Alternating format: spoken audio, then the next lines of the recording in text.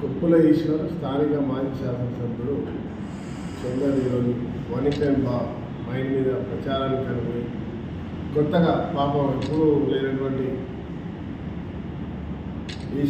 ఈశ్వరన్న మర్యాదగా ఎందుకంటే మేము గౌరవిస్తామండి.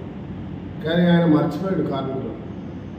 ఆయన శాసనసభ్యుడిగా అనేక సార్లు ప్రాంతం చేసి మంత్రిగా ఉండి ఏ ఒక్క రోజు కూడా బొగ్గు కనిపై కానీ కార్మిక సమస్యల మీద కానీ కార్మికుల అంశం పైన కానీ మాట్లాడారు.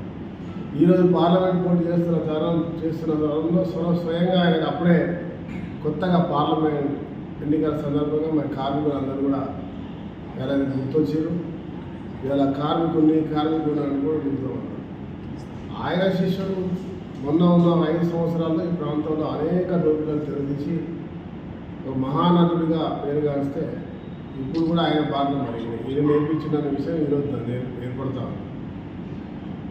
మొన్న కూడా నేను చెప్పిన పూర్తిగా నిర్లక్ష్యం చేసినటువంటి ప్రాంతాన్ని ఈరోజు ఏ ఉద్దేశంతో ప్రజల మధ్యకి వస్తుందో ఇలా గమనిస్తా ఉన్నారు. ఇలా వనించడానికి వెళ్తే మహిళా కార్మికులు అందరూ కూడా ఎదిరిస్తారు. ఆ ఎదిరించేటువంటి సంఘటనలను మనందరం గమనించాలి. వాళ్ళకి ఎంత కడుపుమంట ఉంటుంది. మేము పాలన వచ్చిన తర్వాత ఖచ్చితంగా మహిళలకు ప్రత్యేకమైన స్థానం ఇవ్వాలని చెప్పాం. మనం ఇప్పుడు అన్ని రకాలుగా మార్చడానికి ప్రభుత్వమే ఒక చర్య భాగంగా ఉంది. పార్లమెంట్ సభ్యులుగా పోటీ చేస్తున్న ఈశ్వర్ గారు కానీ మరి చంద్ర గారు ఈరోజు పోయి కార్మికుల దగ్గర మేము వారిపై చూపిస్తే కపట ప్రేమను ఈరోజు కార్మికులు గుర్తించారు. ఇలా కార్మికుల వ్యతిరేకత ప్రారంభమైంది. దానికి మరి మహిళా మూర్తులు ఇలా తిరగబడడం దానికి నిదర్శనం. నాకు పూర్తి విశ్వాసం ఉంది. సింగరేణి ప్రతి ఒక్క మైండ్లో రేపు ఎవరు ఎక్కడికి వచ్చినా గట్టిగా నిలదీసి ఈ 10 సంవత్సరాల దోపిడీని అడగాల్సిన అవసరం ఉందనే విషయాన్ని కార్మిక బంధువులందరూ తెలియజేస్తా ఉన్నాం. కార్మికుల పక్షాన నిజమైన న్యాయం జరగాలంటే ఇప్పుడు జరుగుతుంది. ఆ విషయం తెలుసు. బీఆర్ఎస్కి పతనం ఖాయం. ఇలా నాకు అర్థమైతలేదు.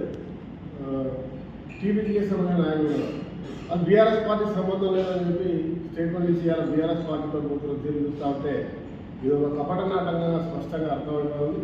దీన్ని తిప్పికొట్టాల్సిన అవసరం ప్రతి ఒక్క కార్మికులు ఉందని చెప్పి నేను భావిస్తాను.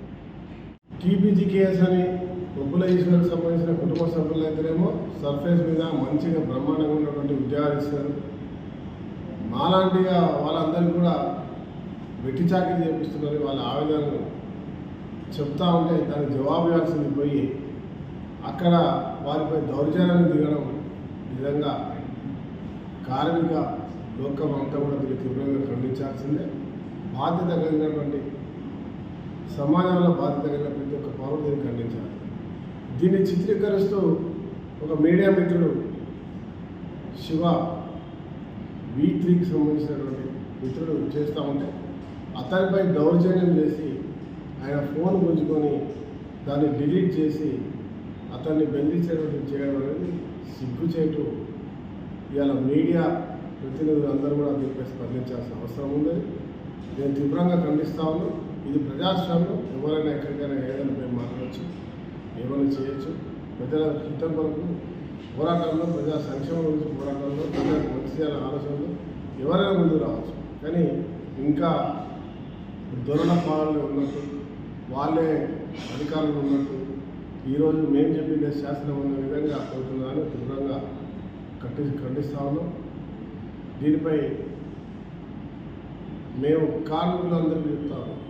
ఏ ఒక్కరు తప్పుడు ప్రవర్తన చేసినా ఎవరు అధైర్యపడవద్దు. ఈరోజు ఉన్నటువంటి పరిపాలన, ఈరోజున ప్రభుత్వం మీ ప్రభుత్వం, మేమంతా మీకు అండగా ఉంటాం. తప్పకుండా ఇలా మహిళా కార్మికులకు అదే మాదిరిగా సింగరేణి కార్మికులకు ఈ ప్రాంతంలో అన్ని కార్మికుల వర్గానికి ఏ కష్టం వచ్చినా కాంగ్రెస్ పార్టీ ఉంటుంది, అండగా ఉంటుంది. ఇచ్చిన మాట నిలబెట్టుకుంటామని చెప్తాను.